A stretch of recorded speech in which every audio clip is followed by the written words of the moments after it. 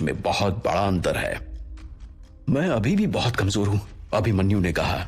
और अभी अभी जो उसने देखा था वो एक लौता परमवीर नहीं था, न जाने और कितने परमवीर इस दुनिया में हैं। अभिमन्यु ने कहा, चिंता की कोई बात नहीं अभिमन्यु, विभिन्न कारणों से आपके शरीर की कुछ सीमाएं हैं, लेकिन यदि आप तलवार कौशल और तीरंदाजी कौशल में सुधार पर ध्यान देते हैं तो भी आप बहुत पराक्रमी हो सकते हैं। हालांकि परमवीर बनने के लिए हमें चिंता करने की जरूरत नहीं, हर कोई अलग तरीके से सक्षम होता है। आप ताकत की अपेक्षा युद्ध कौशल में युद्ध को प्रबल बनाइए। भवानी सिंह ने अभिमन्यु के मन को भांपते हुए कहा। वो नहीं जानते थे कि अभिमन्यु ने किस रहस्यमयी तरीके से अपनी ताकत इतनी जल्दी इतनी अधिक बढ़ा ली थी। हालांकि उन्होंने अपनी तरफ से अभिमन्यु को कुंडलिनी शक्ति का बीज देने की कोशिश की थी, लेकिन दुर्भाग्य की सीमा यह है कि उनके बेटे का शरीर इसको स्वीकार कर पाने में असमर्थ है।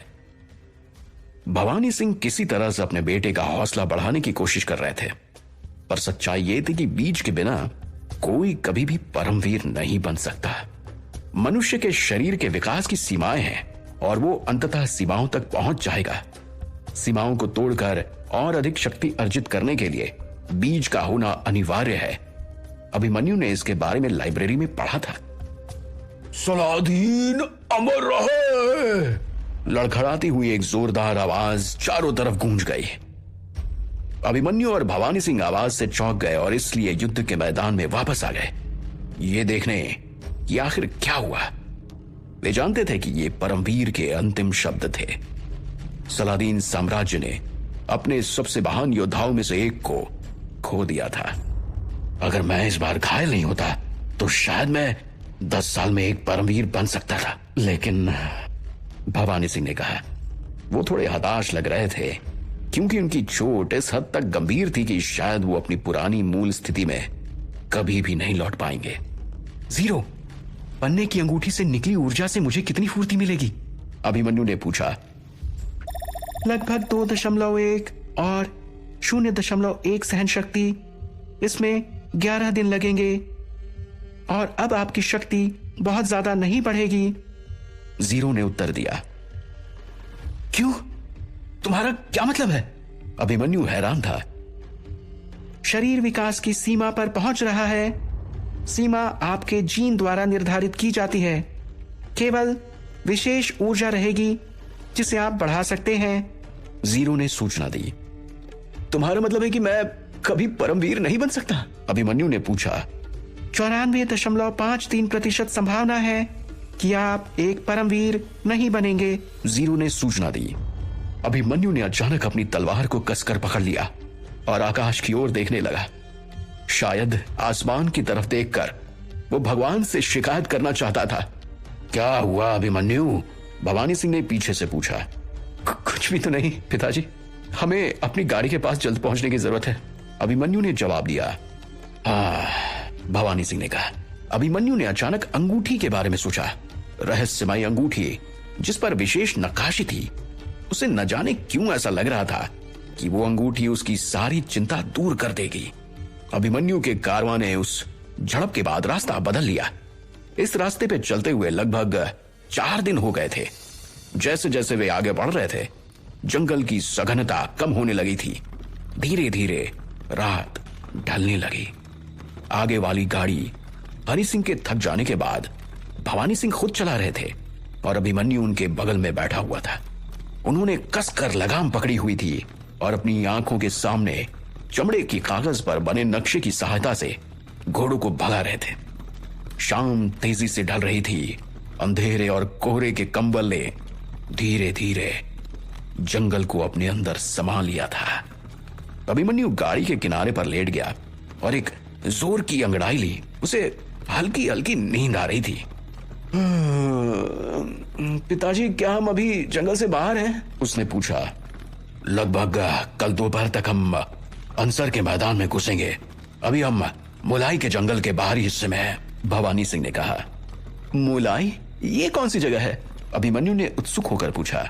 जब हम यहाँ से बाएं मुड़ेंगे और लगभग 5 किलोमीटर आगे जाएंगे तो हमें वहां बड़े बड़े पेड़ दिखेंगे। वहां एक गांव है जो पहले सिलरगढ़ के रईस की हुआ करती थी। एक बार डाकुओं के एक झुंड ने वहां बहुत उत्पात मचाया और सबको लूट कर पूरे गांव में आग लगा दी। सारे लोग जिंदा जल गए। ऐसी अफवाहें हैं कि अब वहां केवल भूत रहते हैं। मैं अपनी यात्रा के दौरान कई बार यहां से गुजरा, पर वहां जाने की मेरी कभी हिम्मत नहीं पड़ी। भवानी सिंह ने भयभीत स्वर में कहा। अभिमन्यु ने महसूस किया कि उसने इसके बारे में एक बार कहीं एक किताब में पढ़ा था, लेकिन उसे याद नहीं आया कि वो कौन सी किताब थी। अभिमन्यु ने आगे कुछ नहीं पूछा और अब सिर्फ घोड़े और उनके पैरों की आवाजें आ रही थी। अंधेरा और घना हो गया था और हवा में शीतलता भी बढ़ गई थी। अभिमन्यु चारों तरफ देख रहा था। आसपास का दृश्य बहुत मंत्रमुग्ध करने वाला था। अभिमन्यु थोड़ी देर तक सब कुछ देखता रहा, पर नींद की वजह से उसकी आंखें बंद होने लगी। अभिमन्यु को नींद के आगोश में गए ज्यादा समय नहीं हुआ था कि भवानी सिंह बोल पड़े। अंधेरे में मुझे सड़क और आगे का रास्ता बिल्कुल दिखाई नहीं दे रहा है। चलो यहां रुककर शिविर लगाते हैं, कल सुबह आगे बढ़ेंगे। भवानी सिंह ने बोला।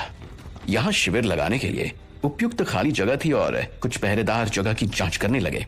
कुछ लोगों ने कैंप फायर के लिए इस्तेमाल की जाने वाली लकड़ियों को इकट्ठा करना शुरू कर दिया, जबकि कुछ ने शिविर की जगह चारों ओर एक त्रिकोण बनाने के लिए गाड़ियों को खींचकर चारों तरफ खड़ी कर दिया। रक्षा के हिसाब से यह एक अच्छा उपाय था। उन्हें सब कुछ सही करने में लगभग 10 मिनट का समय लगा। एक कैंप फायर बीच में जलाया गया, जबकि 3 बाहरी परिधि के आसपास जलाए गए।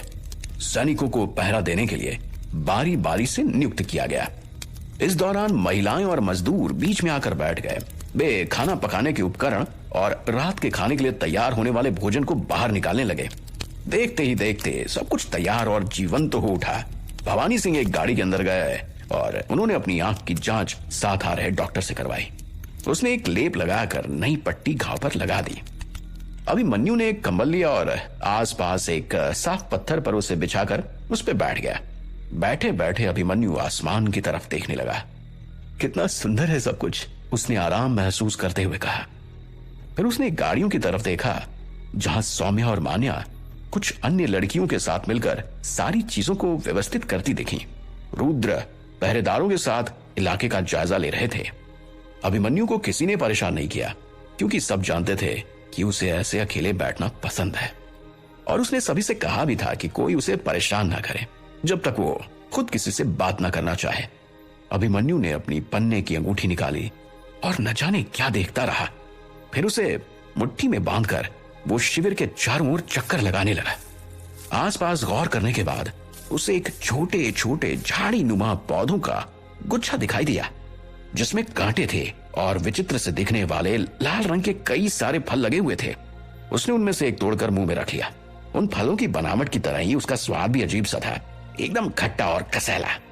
अभिमन्यु, इस जंगली फल में थोड़ी बहुत मादकता और जहर है, कोई विशिष्ट वृद्धि प्राप्त नहीं हुई, जीरो ने बताया। यह सुनकर अभिमन्यु हल्का निराश और असंतुष्ट हुआ। उसने खाए हुए फल को थूकने के साथ साथ तोड़े हुए फलों को भी फेंक दिया। ये उपयोगी नहीं तो कोई बात नहीं, मैं कुछ और ढूंढ लूंगा। मुझे निश्चित रूप से गुणकारी और ताकत में वृद्धि करने वाले खाद्य पदार्थों को ढूंढने की सख्त आवश्यकता है, जो मुझे अपने लक्ष्य तक पहुंचने में मदद कर सके, अभिमन्यु ने खड़े होते हुए सोचा। थोड़ी देर तक वो यहां वहां ढूंढता रहा, पर ऐसी कोई भी चीज जिसे चिप उपयोगी बोले उसे नहीं मिली।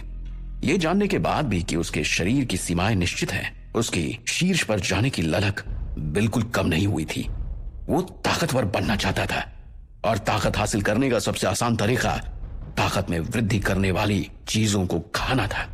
अभिमन्यु अभी भी इस दुनिया के बारे में उतना ही उत्सुक था जितना वो पुनर्जन्म के पहले दिन था, इसलिए उसे हर चीज में काफी दिलचस्पी थी। जब भी उसे कुछ नया मिलता, वो हमेशा उत्साही और खुश महसूस। ये जानने के बाद भी कि उसके शरीर की सीमाएं निश्चित हैं, उसकी शीर्ष पर जाने की ललक बिल्कुल कम नहीं हुई थी। वो ताकतवर बनना चाहता था, और ताकत हासिल करने का सबसे आसान तरीका ताकत में वृद्धि करने वाली चीजों को खाना था। अभिमन्यु अभी भी इस दुनिया के बारे में उतना ही उत्सुक था जितना वो पुनर्जन्म के पहले दिन था, इसलिए उसे हर चीज में काफी दिलचस्पी थी। जब भी उसे कुछ नया मिलता, वो हमेशा उत्साही और खुश महसूस करता। उस रात कुछ खास नहीं हुआ, और अगली सुबह उनका कारवां चलने को हुआ। सुबह सूरज की रोशनी में सब कुछ साफ दिख रहा था। अभिमन्यु को लगा जैसे अब जंगल खत्म होने वाला है, क्योंकि आसपास ज्यादा पेड़ नहीं दिख रहे थे। वो अपने पिता के पास जाकर बैठ गया। हम लोग लगभग जंगल के बाहर हैं, मैदानी रास्ते अब आने ही वाले हैं, उन्होंने कहा। इसका मतलब है कि आसपास कुछ डाकू हो सकते हैं, है ना? अभिमन्यु ने कहा। हाँ, इसलिए हमें सतर्क रहने की जरूरत है, भवानी सिंह ने कहा। अभिमन्यु ने सिर हिलाया और अपनी तलवार वापस म्यान में रख दी। अंगूठी से निकली हुई रहस्यमय ऊर्जा की मदद से उसकी चपलता में थोड़ी और वृद्धि हुई थी और जीरो के अनुसार वो अपने शरीर की सीमा तक पहुंच चुका था और प्राकृतिक रूप से अब उसके गुणों में वृद्धि संभव नहीं थी। मेरे शरीर की स्थिति क्या है? अभिमन्यु ने पूछा। अभिमन्यु चौहान, ताकत 2.1 से 2.6 के आसपास है, फुर्ती 4.1 है, सहन शक्ति 2.2 है, जीरो ने सूचना दी। सूचना सुन के अभिमन्यु निराश तो हुआ, पर कम से कम उसकी फुर्ती अब उच्च स्तर पर थी। वो ताकत और मजबूती में भी कम से कम अपने पिता इतना होना चाहता था। जैसा कि उसके पास कहीं बेहतर तलवार कौशल था, इसलिए वो कुछ स्थितियों में स्वयं भवानी सिंह से भी अधिक ताकतवर और बड़ा योद्धा बनने में सक्षम था। हालांकि वो जानता था कि अभी भी इस दुनिया के मापदंडों के अनुसार वो बहुत कमजोर है। जब एक परम वीर जो उससे बहुत अधिक शक्तिशाली है, लेकिन फिर भी वो धनुर्धारियों की एक टुकड़ी के बाणों की बौछार से नहीं बच सका, तो उसकी क्या बिसात। उसने फिर से पन्ने की अंगूठी और प्राचीन काल के जादूगरों से आने वाली रहस्यमयी शक्ति के बारे में सोचना शुरू किया। अभिमन्यु को अभी भी इस शक्ति के स्रोत के बारे में संदेह था, लेकिन न जाने क्यों फिर भी उसे अंगूठी से बहुत आस थी। जब से उसने उसमें से निकलने वाली हरे रंग की किरणें देखी थी, वो ये सब सोच ही रहा था कि उसे अचानक आगे लोगों के लड़ने की आवाजें सुनाई पड़ी। उसके कान खड़े हो गए। वहां कुछ गड़बड़ है, भवानी सिंह ने गाड़ीवान को धीमा करने के लिए कहा। शोर को कम करते हुए गाड़ियां धीमी हो गई हैं। पिताजी, मैं देखने जा रहा हूं। अभिमन्यु गाड़ी से बाहर कूदा और कहा। भवानी सिंह ने अपना सिर हिलाया, क्योंकि वो जानता था कि उसका बेटा एक निपुण योद्धा है। अभिमन्यु दबे पांव से आगे बढ़ा। उसने खुद को एक झाड़ी में छिपा लिया और आगे देखने लगा। 5 गाड़ियों का एक कारवां डाकुओं से घिरा हुआ था, जिनमें से प्रत्येक ने अपने सिर पर भूरे रंग की टोपी पहनी थी। कारवां के सैनिक उनसे लड़ रहे थे। घोड़ों पर सवार 3 शूरवीर 5 डाकुओं से लोहा ले रहे थे, जो उस कारवां के प्रमुख रक्षक लग रहे थे। अभिमन्यु ने सबको लड़ाई करते हुए उन योद्धाओं की ताकत की जांच जीरो के सहारे से की और पाया कि वो बहुत अधिक शक्तिशाली हैं। मुझे उनकी ताकत की जानकारी दो, अभिमन्यु ने आदेश दिया। जीरो ने तुरंत उसकी आंखों के सामने नीली जानकारी भेज दी और अभिमन्यु ने एक शूरवीर को देखा। लक्ष्य अज्ञात, ताकत 4 से अधिक, फुर्ती 2 से अधिक, सहन शक्ति 3 से अधिक। इतना ताकतवर शूरवीर वास्तव में मुसीबत में है और जीने के लिए संघर्ष कर रहा है। ये डाकू कितने मजबूत है। अभिमन्यु हैरान था। अवधपुर के रास्ते में डाकू आमतौर पर 10 के समूह में होते थे और सबसे ताकतवर लगभग किसी उच्च स्तर के शूरवीर जितने मजबूत थे। और अभिमन्यु अपने सामने जिन्हें देख पा रहा था, वो निश्चय ही उच्च स्तर के शूरवीर से अधिक और यूं कहे तो काफी अधिक शक्तिशाली थे। अभिमन्यु ने डाकुओं में से जो प्रमुख लग रहा था उसकी ओर देखते हुए जीरो को आदेश दिया। लक्ष्य अज्ञात, ताकत 4 से अधिक, फुर्ती 4 से अधिक, सहन शक्ति 3 से अधिक है। ये देखकर अभिमन्यु की आंखें फटी की फटी रह गईं। इतने ताकतवर डाकुओं का सामना उसका कारवां कैसे कर पाएगा, और वो भी तब जब आगे का पूरा रास्ता इन डाकुओं से भरा पड़ा है। आगे कौन कौन सी नई चुनौतियां अभिमन्यु के सामने आएंगी और वो इन सब से कैसे बचेगा। कौन किस पे भारी है, ये समझने में अभिमन्यु को कठिनाई हो रही थी। इसलिए उसने बाकी लोगों की भी जांच करने का निर्णय लिया। 5 डाकुओं के प्रमुख में सबसे कमजोर एक मध्यम स्तर का शूरवीर था और बाकी 4 उच्च स्तर के योद्धा थे। इसके अलावा 10 निम्न स्तर के शूरवीर भी थे जो कारवां के बाकी सैनिकों से लड़ रहे थे। वहीं दूसरी तरफ कारवां में केवल 2 उच्च स्तर के शूरवीर योद्धा थे और एक मध्यम स्तर का शूरवीर था। तो बात साफ थी कि कारवां ज्यादा देर तक डाकुओं का सामना नहीं कर पाएगा। अभिमन्यु ने यह भी देखा था कि वे डाकू सामान्य डाकुओं की तरह अलग अलग लड़ने की बजाय एक प्रमुख डाकू के आदेश के हिसाब से समूह में लड़ रहे थे, जैसे सेना में प्रशिक्षित सेनानी लड़ते हैं। ऐसा लग रहा था मानो वे सब प्रशिक्षित सैनिक हों, पर वेशभूषा डाकुओं की बना रखी हो। इस प्रकार अभिमन्यु इस निष्कर्ष पर पहुंचा कि ये सैनिक ही हैं और हो सकता है कि उनके पास आपूर्ति की कमी हो। यही वजह थी कि वे यात्रियों और कारवां को लूट रहे थे। फिर वो धीरे से मुड़ा और अपने कारवां की ओर वापस चल दिया। पहुंचने पर उसने बिना समय गंवाए सारा हालिया बयां भवानी सिंह से कह दिया। सब कुछ सुनकर भवानी सिंह हैरान रह गए और इसके बाद उन्होंने फिर से मार्ग बदलने का निर्णय लिया ताकि उन डाकुओं के साथ संघर्ष में ना पड़ना पड़े। ये इस प्रदेश के सीमा सुरक्षा सैनिक होंगे, भवानी सिंह ने कहा। उन्होंने सलादीन साम्राज्य की आक्रमण योजनाओं के बारे में सुना होगा और उन्होंने हमारे राज्य से भागने वाले लोगों को लूटने की योजना बनाई होगी। वो कारवां मूल रूप से एक बड़े शहर का रहा होगा क्योंकि उनके पास 3 शीर्ष स्तरीय शूरवीर भी हैं, पर उन सैनिकों के हाथों से वो बच नहीं पाएंगे, वो कहते रहे। अभिमन्यु को बहुत बुरा लग रहा था और साथ ही साथ वो पूरी तरह सचेत भी था कहीं अब अगला आक्रमण उसके कारवां पे ना हो जाए। जब वो झाड़ियों में से डाकुओं की जांच कर रहा था तब उसने 10 निम्न स्तर वाले शूरवीरों पर भी ध्यान दिया था और उसने पाया कि वे युद्ध करने के साथ साथ सीख भी रहे हैं और अगर उन्हें जरा भी भनक लग गई तो अपने प्रमुख डाकुओं के साथ उसके कारवां पर हमला करके सब कुछ खत्म करने में ज्यादा समय नहीं लगाएंगे। अभिमन्यु ने यह भी महसूस किया कि भवानी सिंह के ग्रामीण साम्राज्य में शूरवीरों की संख्या गिनी चुनी थी, पर बड़े शहरों में सैकड़ों उच्च स्तरीय शूरवीर थे और ये एक आम बात थी। उनकी सेना में कई परमवीर भी शामिल थे। अभिमन्यु दिन प्रतिदिन अलग अलग क्षमताओं के योद्धाओं को देखकर दंग होने के साथ साथ बहुत निराश भी हो उठता था। अपने विजयनगर के ग्रामीण इलाके में जहां वो राज करता था, वहां के उच्च स्तर के शूरवीरों को ही वो सर्वशक्तिमान समझता था। उसे इस बात का बिल्कुल भी अंदाजा नहीं था कि साम्राज्य के बाहर निकलने पर जंगल में यहां वहां फैले डाकू भी उन शूरवीरों से अधिक शक्तिशाली थे। डाकुओं के प्रमुख कारवां को लूटने के साथ साथ एक दूसरे से बातें भी कर रहे थे। उस्ताद, झाड़ी में एक युवक ने हमें कुछ देर तक देखा था, वो दुश्मनों का जासूस हो सकता है। सिर पर दूसरा दुपट्टा लिए एक निम्न स्तर के डाकू ने अंदर आकर सूचना दी। एक जवान आदमी है, ये उसी साम्राज्य का होगा जिस पर सलादीन आक्रमण करने आया है। हरिया, क्या तुम जाकर देखोगे?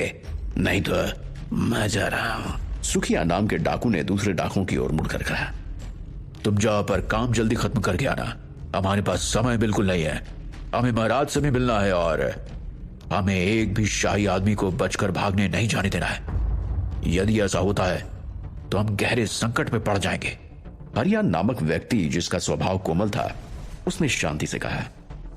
जरूर, मुझे 5 आदमियों की जरूरत है। जो भी मेरे साथ चलना चाहता है सामने आओ, वो चिल्लाया। जो आगे उस्ताद। काले हरे रंग का चमड़े का सूट पहने 5 डाकू आगे आए और अपने तलवार को हवा में लहराने लगे। हम आपका साथ देंगे, यहां लगभग सारा काम खत्म हो चुका है, उनमें से एक ने कहा। मुझे तुम लोगों से हमेशा ऐसी तत्परता की उम्मीद रहती है, सुखिया ने उस व्यक्ति की ओर देखते हुए कहा। उसने अपनी पीठ पर एक धातु का लंबा धनुष रखा था और उसका तरकश उसके घोड़े की काठी पर लटका हुआ था। आप हमारे उस्ताद हैं। आप जानते हैं कि हम आपकी ताकत और कौशल की प्रशंसा करते हैं और आपके लिए अपनी जान देने के लिए तत्पर हैं, उसने मुस्कुराते हुए कहा। ठीक है, बहुत हुई चापलूसी, अब चलते हैं। सुखिया ने बातचीत काट दी और फिर अपना हाथ हिलाया। 2 शूरवीरों के साथ कुछ और डाकू उसके पीछे हो लिए और सब तेजी से पूर्व दिशा की ओर घोड़े को दौड़ाने लगे। उस्ताद सुखिया, हमारे यहां 2 शीर्ष स्तरीय शूरवीर हैं, फिर भी तुम इतने चिंतित क्यों हो? मेरे तीर से कोई नहीं बच सकता, तुम तो ये बात बहुत अच्छे से जानते हो। फिर माथे पर यह चिंता की लकीरें क्यों? एक सच्चे शूरवीर को कभी भी अपने प्रतिद्वंदी को कमजोर नहीं समझना चाहिए। सुखिया ने बस इतना कहा और लगाम ढीली कर रफ्तार बढ़ाते रहा। जंगल का दृश्य। 3 गाड़ियां जंगल के बीच धीरे धीरे चल रही थीं। कारवां में माहौल काफी तनावपूर्ण था, क्योंकि एक भी व्यक्ति बात नहीं कर रहा था। केवल घोड़ों की आवाज ही गूंज रही थी। इससे पता चलता है कि मौजूदा हालात से वो कितने घबराए हुए थे। जो अभी अभी उन्होंने देखा था, उसे वो अपने साथ होने की कल्पना भी नहीं कर पा रहे थे। सैनिक आसपास की छोटी से छोटी आहट पर पैनी नजर रखे हुए थे। जाहिर तौर पर उनकी बढ़ी हुई सतर्कता दिखाई दे रही थी। छोटे भूरे बालों वाला एक पूरी तरह हथियारों से सुसज्जित किशोर गाड़ीवान के स्थान पर बैठ गया। उसने अपने हाथ में एक लकड़ी का लंबा धनुष थाम रखा था। एक चांदी की 2-धारी तलवार जो उसकी कमर से लटकी हुई थी, और साथ ही तीरों का एक तरकश जो उसकी पीठ पर लदा हुआ था। कवच के रूप में उसने चमड़े का सूट पहना था और उसके पास एक थैली भी थी। थैली के अंदर कुछ तो था, लेकिन उसकी सामग्री के बारे में किसी को पता नहीं था। यह किशोर भी सावधानी से आसपास के इलाकों पर नजर रखे हुए था। एक आदमी गाड़ी में आया और वो उस किशोर के पास बैठ गया। उस आदमी के लंबे भूरे बाल थे जो उसके कंधों तक आते थे। यह आदमी भवानी सिंह था, जिसके दाहिने आंख पर एक पट्टी बंधी हुई थी। अभिमन्यु, 10 मिनट और फिर हम एक मोड़ लेंगे और मैदान में प्रवेश करेंगे। जरूर पिताजी, अभिमन्यु ने कहा और उसने पुष्टि में सिर हिलाया। उसने गाड़ी के अंदर लड़कियों को देखा जो काफी घबराई हुई लग रही थीं। कारवां के चारों ओर के पहरेदार पहले से ही युद्ध के लिए तैयार और पूरी तरह से सचेत थे। मैदान और जंगल के बीच चौराहे पर जमीन पर घोड़ों की टापुओं की आवाज के साथ घुड़सवार डाकुओं का एक जत्था उस स्थान पर पहुंचा जहां से हाल ही में अभिमन्यु का कारवां गुजरा था। कोई यहाँ था। जमीन पर गाड़ियों के गुजरने के निशान हैं। तुम लोग जाओ और ढूंढो। जमीन पर एक नजर डालने के बाद सुखिया चिल्लाया, इसकी जरूरत नहीं, मैं निशान को देखकर उनकी सही दिशा बता सकता हूँ। एक डाकू ने कहा, और वो अपने घोड़े से उतर गया और बचे हुए निशानों को ध्यान से देखने लगा। उन्होंने शायद हमें पहले ही ढूंढ लिया है और मार्ग बदलने की कोशिश की है। चलो उनके पीछे चलते हैं। और पता नहीं कैसे उसने उसी दिशा की ओर इशारा करते हुए कहा जहां भवानी सिंह का कारवां जा रहा था। अच्छा, हमारे जत्थे में एक से एक कुशल लोग हैं। चलो चलें। सुखिया ने मुस्कुराकर खुश होते हुए कहा। अचानक उन्होंने तेज गति से गाड़ियों के भागने की तीव्र आवाजें सुनी। एक बड़ा समूह, लगभग 10 गाड़ियां। हम उनसे बहुत कुछ प्राप्त कर सकते हैं। सारे डाकू आवाज सुनकर उत्साहित दिखे। कुछ लोग छोटे शिकार की ओर जाओ, बाकी मेरे पीछे आओ। सुखिया ने अपनी तलवार उठाई और आगे बढ़ा। ठीक है। जत्था 2 समूहों में बढ़ गया और दोनों के रास्ते अलग अलग हो गए। चलो छोटे शिकार के लिए चलते हैं। मुझे उम्मीद है कि हमारा सामना वहां किसी अत्यधिक शक्तिशाली व्यक्ति से नहीं होगा और हम आसानी से उन्हें मारकर कारवां लूट लेंगे। एक डाकू ने कहा और वो तेजी से लक्ष्य की ओर बढ़ने लगा।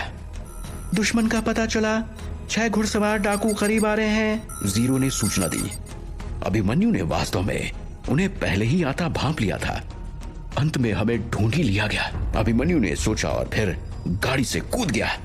चलते रहो, रुको मत, वो चिल्लाया। सैनिक चिंतित और सचेत हो उठे, पर उन्होंने कोई आवाज नहीं की। आखिरकार वे अच्छी तरह से प्रशिक्षित थे और ईमानदारी से आदेशों का पालन करने में सक्षम थे।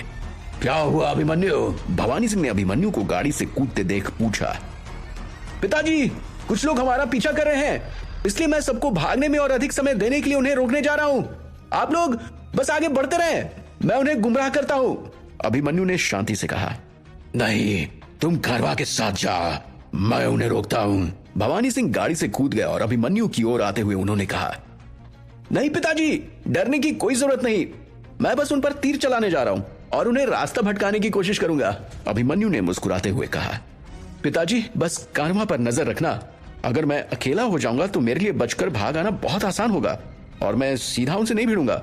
बस उन्हें यहां वहां दौड़ाते रहूंगा, अभिमन्यु ने कहा। भवानी सिंह ने अभिमन्यु की ओर देखा। वो जानता था कि उसके बेटे के पास तीरंदाजी का अजब कौशल है और साथ में फुर्ती और रफ्तार भी बहुत ज्यादा है। अगर उसे छिपने के लिए अच्छी जगह मिल गई तो वो उन डाकुओं को आसानी से रोक लेगा। फिर भी मैं तुम्हारे साथ रहना चाहता हूं। अगर तुम्हें कुछ हो जाता है तो हमारा कहीं भी जाना व्यर्थ है, भवानी सिंह ने गहरे स्वर में कहा। हमारा पूरा परिवार इन गाड़ियों में है पिताजी, और अगर डाकुओं ने हमें परिवार के साथ घेर लिया तो उनका सामना करना बहुत मुश्किल होगा। और अगर दूसरी तरफ आप मेरे साथ आ जाते हैं तो यहां इनकी प्रबलता से रक्षा करने वाला कोई नहीं है। तो बेहतर यही होगा कि आप कारवां के साथ रहें और मुझे उन डाकुओं को रोकने के लिए जाने दें। मैं जल्दी वापस आ जाऊंगा, आप चिंतित ना हो, अभिमन्यु ने अपने पिता को भरोसा देते हुए कहा। भवानी सिंह ने कुछ देर अपने बेटे को देखा और फिर दूसरी तरफ अपने कारवां को। मैं तुम्हें 15 मिनट देता हूं, अगर उसके बाद भी तुम वापस ना आए तो मैं तुम्हें खोजते हुए आऊंगा, भवानी सिंह ने कहा। ठीक है पिताजी, अभिमन्यु ने सिर हिलाया। भवानी सिंह जानते थे कि उनका बेटा खुद को संभालने में काफी सक्षम है। हालांकि पीछा कर रहे इन दुश्मनों के बारे में वो अधिक नहीं जानते थे, इसलिए वो थोड़े चिंतित थे। अपने पिताजी के जाने के बाद वो थोड़ी देर तक उन्हें ही देखता रहा, जब तक वो आश्वस्त नहीं हो गया कि वो नजरों से ओझल हो गए हैं। फिर वो डाकुओं की तरफ मुड़ा। थोड़ी दूर से उसने डाकुओं को अपनी ओर आते देखा और अपनी तरकश में से एक तीर निकालकर उसने धनुष पर सजाया, फिर जोर से पीछे की ओर खींचा। तीर के सिरे पर सूरज की रोशनी पड़ते ही वो चमका जैसे कि उसमें कोई जादुई शक्ति हो। अभिमन्यु ने तीर छोड़ा और वो सटीकता से अपने लक्ष्य पर जा लगा और एक डाकू घोड़े पर से नीचे गिर गया, जिसकी आवाज साफ अभिमन्यु ने सुनी। उसने अपनी तरकश में से एक और तीर निकाला और उसे एक बार फिर धनुष पर सजाकर चला दिया। वो घुड़सवार डाकुओं से लगभग 200 से 300 मीटर की दूरी पर था, लेकिन उसकी चिप की सहायता से उसकी सटीकता और स्पष्टता 100% तक पहुंच गई थी।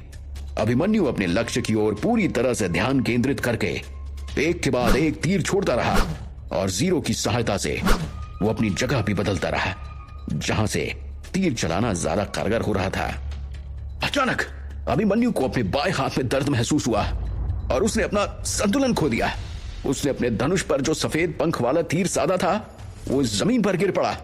एक तीर उसके बाएं हाथ के आर पार हो चुकी थी। ये बहुत प्रभावशाली ढंग से मारा गया तीर है, अभिमन्यु ने खुद से कहा। 3 तेज रफ्तार से आई हुई तीरें उस जगह जमीन पे आके धस गई जहां से अभिमन्यु कूदा था। अभिमन्यु तीर की सटीकता देखकर दंग था। वो भागा और अपने घाव पर दबाव डालते हुए एक पेड़ के पीछे छिप गया। इतनी दूरी से भी सटीकता के साथ तीर मारने वाला व्यक्ति अवश्य ही कोई बहुत ताकतवर शूरवीर होगा। अभिमन्यु ने तीर को पूरी ताकत से पकड़ा और आंखें बंद करके जोर से उस तीर को अपने हाथों से बाहर खींचा। वो कराह उठा। इतना दर्द उसे आज तक कभी नहीं हुआ था। डाकू नजदीक आ चुके थे। अब आगे क्या होगा? डाकुओं से घिरा अभिमन्यु खुद को कैसे बचाएगा? क्या भवानी सिंह उसकी मदद को आ पाएंगे?